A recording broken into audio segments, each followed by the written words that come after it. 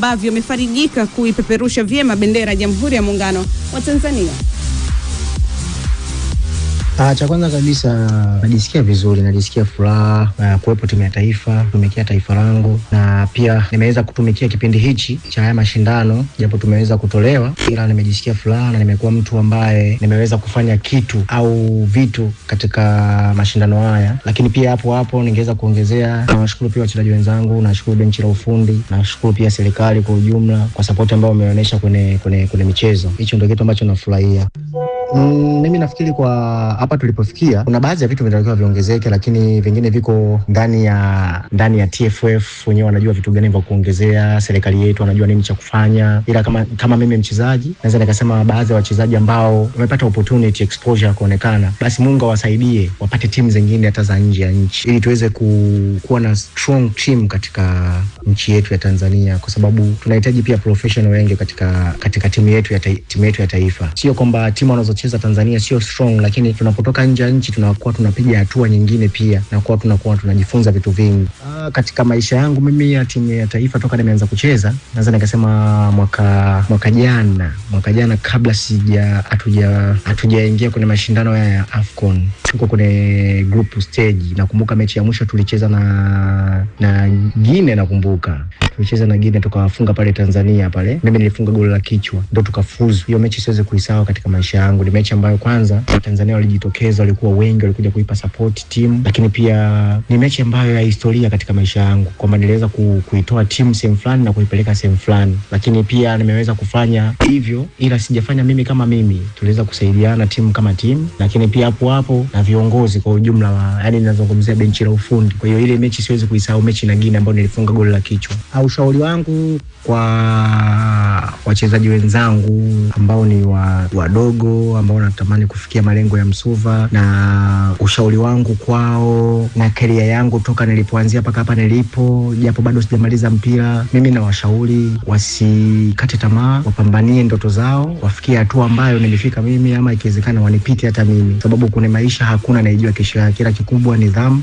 kumuomba Mungu ili uweze kufanikiwa, na mazoezi kwa wingi. Utakuwa ufanye mazoezi sana ili uweze kufanikiwa. Bila mazoezi huwezi kufanikiwa. Hicho ndio kubwa, na washauri wachezaji ambao wanatamani kia malengo.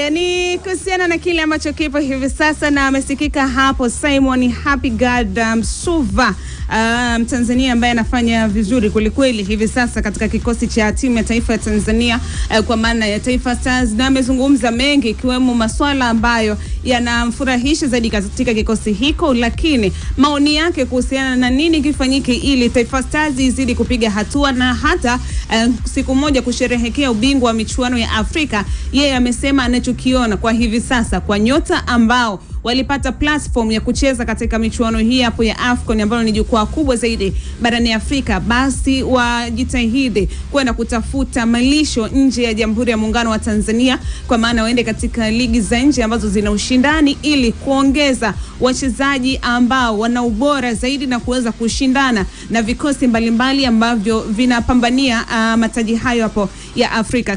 Kauli ya Simon Msuva kuhusiana na ushauri wake kwa wachezaji wenzake, amesema kwa serikali hana cha kushauri, kwa sababu serikali inafanya vizuri na inajua nini nakifanya kwa ajili ya kusogeza mbele mchezo wa mpira wa miguu. Kwa TFF kadhalika kuna viongozi wenye weledi na wanafahamu nini wanachotakiwa kukifanya, lakini ametoa ushauri wake kwa wachezaji, kwa maana wanahitajika sasa kutafuta malisho mengine nje ya Jamhuri ya Muungano wa Tanzania, waende sehemu zilizo bora zaidi ili kuongezea quality yao ya kwenda kushindana katika majukwaa hayo makubwa barani Afrika. Ushauri wake tunauchukua ama tunaupokeaje?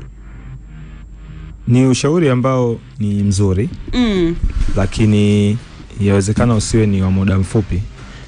Hizi zikawa labda ni vision za muda mrefu, kwa sababu sasa hivi kinachotakiwa kufanyika kwa ukubwa zaidi ni kuhakikisha kwamba hawa tulionao, hii call up iliyopita kama tulivyosema jana, ni kwamba ni call up inayotakiwa kuwa active, kubaki kuwa active. Yawezekana kwenye hadhi yetu hii ambayo wanayo hivi sasa, ama kama watapata nafasi kadhaa kwenda kwenye daraja la juu kidogo itakuwa ni vyema, lakini liwe ni daraja ambalo linawafanya wawe active, kwa sababu si vyema ukamchukua mchezaji sasa hivi aliye active kutoka Simba, kutoka Young Africans, akaenda kujiunga labda Mamelodi Sundowns, Al Ahly, afaka wachezi, it means unampandisha daraja in terms of profile, lakini status yake ya kuwa anacheza mara kwa mara inaweza isije kumsaidia pale ambapo tutahitaji mchango wake wa moja kwa moja kwenye timu ya taifa.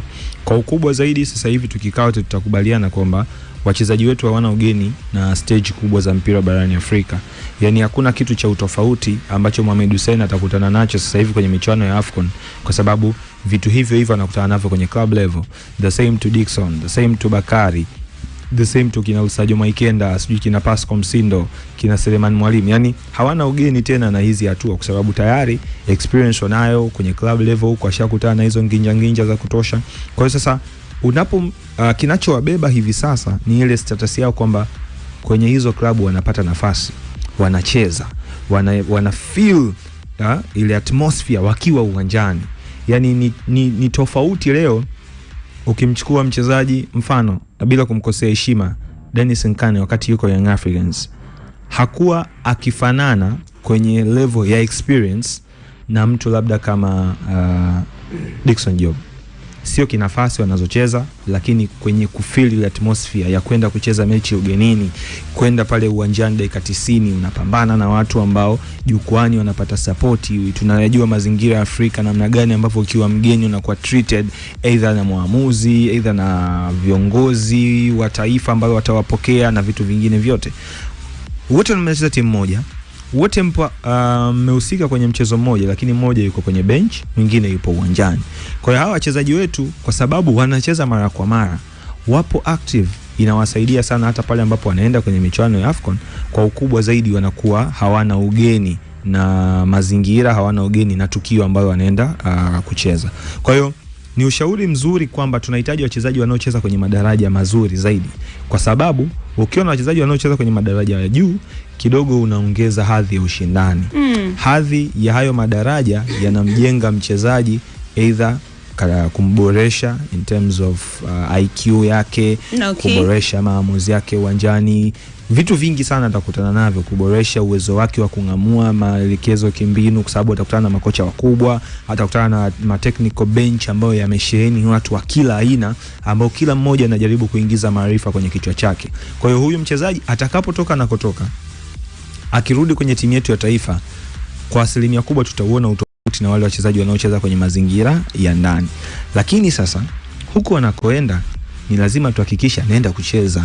Okay. Yani lazima aende kwenye mazingira ambayo anapata dakika za kutosha uwanjani. Akifika kwenye mechi anacheza. Hii inamjenga kuliko kwamba tunamtoa sasa hivi sehemu anayocheza tunampeleka kwenye maeneo ambayo hatocheza. Kwa nini nazungumza hivi? Tunaongelea space ya mwaka. Uone gani jukumu la mchezaji mwenyewe? Inaweza kani jukumu la mchezaji, lakini kwenye idea ya kusema kwamba aende nje, yawezekana leo tuna wachezaji si wengi ambao wanaweza kwenda kucompete namba na wachezaji kwenye hayo mataifa mengine. Yawezekana akakutana na challenge ya adaptation. Tena hapo tumeiondoa quality na kaa pembeni. Kuna hizo challenge za mchezaji kuadapt mazingira, kumtoa mchezaji Tanzania unampeleka Morocco. Yawezekana akachelea kuadapt, mwisho wa siku AFCON hapa mchezaji bado hajachanganya. Tunajikuta kwamba tuko kwenye mazingira kwamba hana msaada mkubwa tena, zaidi anakuja kuoffer experience, lakini kwenye engo ya quality kidogo tunalikuta kwamba daraja lake haliko pale ambapo tulitarajia, ama limebaki pale ambapo tulimuona nalo alipokuwa anacheza ndani. Lakini risk inapokuja ni kwamba je, kukosa game time kunaweza kukaathiri vipi mchango wake moja kwa moja kwenye michuano ya AFCON ambayo ndio hiyo hoja kuu ambayo kila mtu sasa hivi anaizungumzia. Lakini kwenye hoja ya Simon, tukiwa tunazungumza kwenye long run, ameongea kitu kimoja ambacho kina make sense kwa 100%. Tunahitaji wachezaji wanaocheza kwenye madaraja ya juu zaidi. Yani leo imagine timu yetu ya taifa inafanya vizuri kwa kuundwa na wachezaji wa ndani ambao wanacheza Simba, Yanga na Azam. Okay. Timu ambazo si za madaraja ya juu sana. Ni timu sasa hivi unaweza tukaziita za daraja la pili barani Afrika. Hazijafika kwenye daraja la kwanza, lakini zinaweza zikawa zinadondoka pale kwenye timu za madaraja ya pili barani Afrika. Wakanda umezungumza kuhusiana na wachezaji ambao wanaingia katika kikosi cha timu ya taifa kutokea katika ligi ya Tanzania.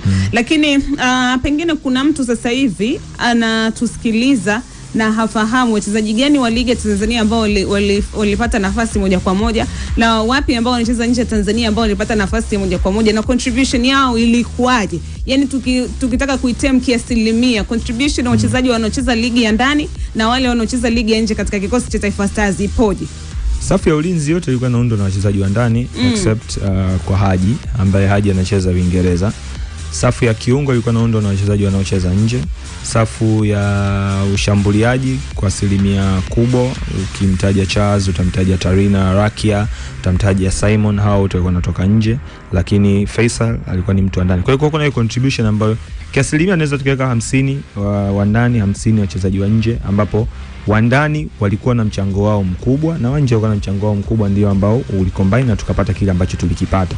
Kwa hiyo kumtem kwamba either ni watu fulani specific ndio walikuwa na mchango mkubwa kuliko wengine, unaweza kujikuta safu ya ulinzi haiundwi tu na wachezaji wa ndani. Safu ya ulinzi inaundwa na mabeki pamoja na viungo, ambao hawa viungo wawili wote wanacheza nje ya Tanzania, lakini walikuwa muhimili mzuri wa timu. Safu ya ulinzi yes haichezi nje na cheza ndani, na walikuwa muhimili wa timu. Kwa hiyo sipendi kuiweka kwenye asilimia kwamba wanaocheza wapi ndio waliperform vizuri zaidi, lakini mimi naamini ni namna ambavyo walishirikiana kutokana na hadhi ya maeneo wanayocheza.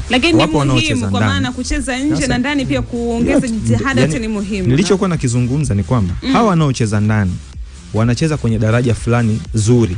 Yani mchezaji anayecheza Simba, mchezaji anayecheza Yanga, mchezaji anayecheza Azam hawezi kufanana kwenye engo ya mapokeo ya mbinu na mchezaji anayecheza bila kuwakosea heshima Mbeya City, bila kuwakosea heshima Pamba, bila kuwakosea heshima KMC.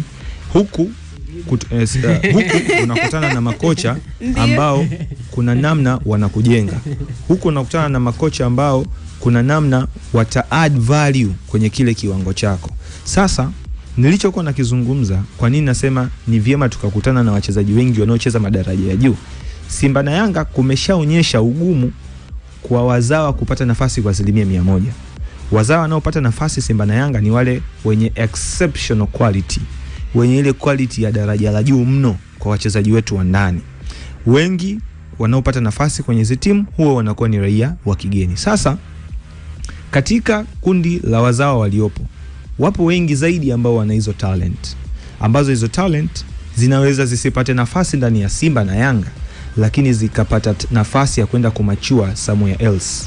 Mtu kama Novatus Dismas Miroshi, Nova amedumu Azam kwenye timu za vijana. Senior timu ya Azam amedumu si zaidi ya msimu mmoja, I think ni nusu msimu. Nova anaondoka, anaenda nje. Biashara ndio alidumu msimu mmoja, lakini Azam alidumu almost nusu msimu. Kwa hiyo Nova kwa kiasi kikubwa amemachua akiwa nje. Talent ya Nova imepewa value akiwa anacheza Israel, baadaye akatoka Israel akaja Belgiji, ametoka Belgiji ameenda Shakhtar, ametoka Shakhtar ameenda sasa hivi yupo Uturuki. Kwa hiyo umeona hizo talent za baadhi ya watu zilizo machua nje. Mtu kama Alphonse Mabula, Alphonse yuko kwenye msimu almost wa pili sasa hivi Azerbaijan. Talent ambayo haijamachua ndani ilienda kwenye academy ile ya Nigeria, Grassrunners, ametoka Grassrunners ameenda Azerbaijan, lakini muangalie ambavyo alikuwa mchezaji muhimu kwenye timu yetu. Kwa hiyo hawa ni wachezaji baadhi ambao wao wameongeza value kwenye timu yetu ya taifa kwa sababu wamecheza huko nje. Leo tunazungumza mtu kama Tarina na Rakia. Wote tumekubali kwamba Tarina ni moja kati ya wachezaji wa Kitanzania ambao wana ubora kuliko wachezaji wengi ambao tunao hapa ndani. Tarina anacheza Uingereza. Yasikana isiyo madaraja ya juu, lakini kwa quality ya Tarina ambayo sisi kwetu tunaamini ni ya juu, imagine ipo ligi daraja la 5 nchini Uingereza. Kwa hiyo tunaona kwamba namna gani ni vigumu kwa qualify kwenye hizo ligi za wenzetu kucheza kwenye zile hadhi za juu. Sasa kinachotakiwa kufanyika ni kwamba baadhi ya wachezaji ambao tunaamini wapo ndani wana uwezo mzuri ambao wameshindwa kupata nafasi Simba na Yanga, hakuna ulazima wa kungangania kuwaweka kwenye ligi yetu ya ndani. Meaning tunaweza tukawa export wachezaji, tukawapa platform za kwenda kuonekana kwenye ligi za wenzetu ambapo wana uwezo wa kucompete huko. Yawezekana zisiwe ligi za juu. Jana nilikuwa namwambia Brain, yani leo sisi Tanzania ili tufanye vizuri at least kwenye hadhi fulani ya michuano ya ndani, Hatuhitaji kuwa na wachezaji 10 wanaotoka ligi kuu Uingereza. Hatuhitaji kuwa na wachezaji 8 wanaotoka ligi kuu Faransa. Hatuhitaji kuwa na wachezaji 4 wanaotoka ligi kuu sijui Hispania. Hatuhitaji wachezaji 3 wanaotoka ligi kuu Ujerumani. Tunahitaji pool ya wachezaji ambao ni mseto wa zile ligi kubwa kubwa ama ligi za kati kule Europe. Una mchezaji wako Denmark, una kachezaji kako Sweden hapo, una mwamba wako mmoja yuko Belgiji na utwanga, mwingine yuko Uturuki, mwingine ukiangalia Saudia huko na ubonda, mmoja yuko Misri tu hapo, wawili wako Saudi. Ukija kuwaita hawa watu, hatuwezi kuwa timu ya taifa inayofanana na 2020 wala 2025 kwa sababu unaita wachezaji ambao wana exposure, wamepata experience kubwa, halafu wamekuwa trained kwenye mazingira ya kuwakomaza, kwanza kwenye engo ya professionalism, lakini pili kwenye engo ya ushindani. Kwa hiyo alichokiongea Simon kitafanya kazi kwenye long run. Yani kama tunaitarget AFCON labda 2029. Yeye amezungumza ni mafanikio kwa amezungumza ni mafanikio kwa ujumla. Hakulimit muda ambao unatakiwa kuyafikia. Yes, basi kwenye long run, mimi nimeweka sasa kwenye long run kwamba tunapokuwa tunapigia taswira kwamba tunataka tufanye vizuri labda kwenye AFCON ya 31. Good idea. AFCON inayofuata tunakihitaji hichi kikundi chetu hiki katika daraja hili kwanza. Ikitokea wawili watatu wamepata nafasi ya kwenda kucheza madaraja juu, because binafsi sina doubt leo na uwezo wa mtu kama Dickson Job na Ibra Baka. Wale mara zote huwa tunasema umndani, hamna team kwenye bara hili la Afrika wale watu wanaenda alafu unasema wanaenda kwa bench. Zeni material ambazo straight zinaenda kucheza kwenye timu yoyote ile barani Afrika hapa.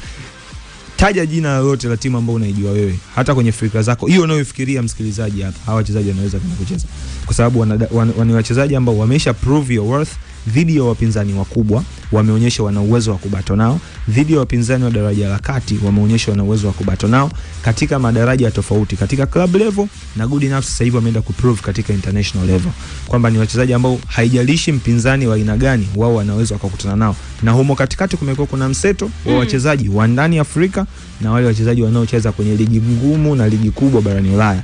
Alikuwa hapa kina Serhou Guirassy, kila mmoja ali-appreciate uwezo wa mtu kama Ibra Baka. Wamekuja hapa watu wenye quality kama Victor Osimhen anacheza Uturuki huko, watu walikuwa kama wanabeza licha Stars kufungwa, ila kazi walifanya dhidi ya Nigeria, lakini wamekuja kudhibitisha katika mechi zilizosalia hadi jana wanaondoa kwa mfano ile battle la Morocco lile kwa takwimu. Baka ndio beki alowini juzi nyingi mpaka sasa. Na okay. Kwa hiyo inakuonyesha ni wachezaji ambao wana uwezo wa kwenda huko compete. Kwa hiyo ndio kundi la watu wachache ambao wakitoka huna doubt nao, lakini wapo wengine ambao wakitoka unasema ameenda timu gani? Ameenda labda Mamelodi Sundowns. Labda pale kuna mchezaji fulani pale kidogo itakuwa ngumu huyu kucheza. Mfano Selemani Mwalimu, ile move ya kwenda Wydad, anatoka Fountain anaenda Wydad, daraja zuri, lakini kuna sometimes unakaa unafikiria Wydad pale pagumu. Kwa mfano sasa hivi Selemani bado ni mchezaji wa Wydad by the way, ana mkataba na Wydad Casablanca. Tufanye assumption Wydad wakamrecall kwenye team, Selemani anatakiwa kwenda kupambania namba na Wissam Ben Yedder ambaye amesajiliwa leo na klabu ya Wydad Casablanca, moja kati ya profile nzuri tu ambazo zimewahi kucheza Europe and maeneo mengine. Inawezekana ni watu ambao wameisha Europe, lakini ndani ya bara la Afrika bado watakuja kuongeza jambo fulani. Kwa hiyo hizo ni baadhi ya hoja za kwa nini tunahitaji wachezaji wengine waendelee kusalia hapa ndani kwa ajili ya project ya AFCON ya mwaka unaofuata. Lakini pale ambapo tutasema sasa tunataka tuanze kuwa miamba ya soka la bara la Afrika, tunahitaji ile njia waliopita kina Novatus, ile njia aliyepita mtu kama Alphonse Mabula, hii njia aliyowahi kuichonga Mbwana Ali, njia ambayo ameichonga Simon Epigodi Msuva. Hizo ndo njia ambazo wachezaji wetu wengi tunahitaji kupita huko, sababu imagine leo tungekuwa at least tunaita timu yetu ya taifa Le Havre, timu ya daraja la chini labda pale Ufaransa, because Le Havre si timu kubwa, ni timu fulani ambayo ina hadhi kwenye history, inazalisha wachezaji wengi, yes, timu ya captain. Imagine kwenye hadhi za aina hiyo unakuwa na wachezaji at least wawili. Anapotoka labda Novatus Goztepe ya Uturuki, hapo Uturuki una watu wako hata wawili. Imagine sasa kungekuwa kuna huo mseto, tungeachieve nini kama kwa kundi hili ambalo tunasema tulikuwa lina wachezaji wengi wa ndani ambao wanakuwa selected kutoka kwenye timu almost mbili kama si tatu tu kutoka ligi yetu ya ndani, wametufikisha hapa, na wengine ambao wanacheza kwenye haya madaraja ya chini Europe, because Mtu kama Charles ambaye alifunga goli kwenye game ya Nigeria, Charles anacheza ligi kuu Malta. Mtu kama Simon anacheza Iraq. Mtu kama Tarin ndio nimekwambia anacheza ligi daraja ya 5 Uingereza. Hiyo kundi AFCON tumefika hapa. Inawezekana ikawa as inavyofikiriwa na watu by fluke, lakini ndio njia imetufikisha, ndio tushafika hapa kwa best loser whatever, lakini ndio tushafika kwenye robo finali. Na katika wakati za kufika hapo, leo sisi wa Tanzania tukikaa vijiweni tunasema yule Morocco kapona. Yani kuna moment tunasema asingekuwa refa. Kuna baadhi ya moment tunasema ingekuwa Faisal labda angefanya kitu kimoja tu kwa usahihi, labda stories zingekuwa zimebadilika hapa vijiweni kwetu. Kwa hiyo hii inakuonyesha kwamba kwa sasa kwa hawa tulionao wameimprove daraja letu, jambo ambalo mimi nahisi ni miezi michache nyuma nilishawahi kukiri. Tanzania hivi sasa ndio tunapitia kizazi cha dhahabu cha soka. Yani sidhani kwa level ya Taifa Stars. Sidhani kama kuna Taifa Stars ishawahi kuwa bora kama Taifa Stars hii. Bila kuwakosea heshima rekodi bila kuwakosea heshima ma legend huko miaka ya nyuma, sijui kina Peter Tino, kina Leo katika Tenga, kina Mohamed Hussein Machinga, sijui kina Manara Sunday, lakini hiki mimi naamini ndio kizazi bora because kuna namna ambavyo kimefanya vitu ambavyo havijawahi kufanywa na kizazi kingine chochote kile kwenye taifa letu. Kwa hiyo kwa kizazi hiki ambacho ni golden generation, light kama tungekuwa tuna materials kadhaa ambazo ziko kwenye madaraja ya juu, labda tungekuwa tumeachieve vitu vikubwa zaidi kuliko hivi. Sawa, na kwa hivyo ni kwa upande wako una maoni tofauti na Wakanda, lakini wakati wewe ukizungumza nilikuwa nimefanya tathmini yangu hapa kichwani. Katika eneo la ulinzi hakuna shaka yoyote kwa maana ligi ya ndani imezalisha kitu kilicho bora zaidi, na kuona safu yao ya ulinzi licha kukutana na timu kubwa barani Afrika, lakini hatukuweza kudhalilika. Kama umeona Tunisia dhidi ya Nigeria wameruhusu bao 3, Uganda kadhalika, jana tumeona Equatorial Guinea bao 4, kwa maana Mozambique wakiruhusu bao 4 katika michuano hiyo, lakini kwa Tanzania walipata bao 2 tu. Nikaja kufanya tathmini katika eneo la kiungo pia hakuna shida kwa maana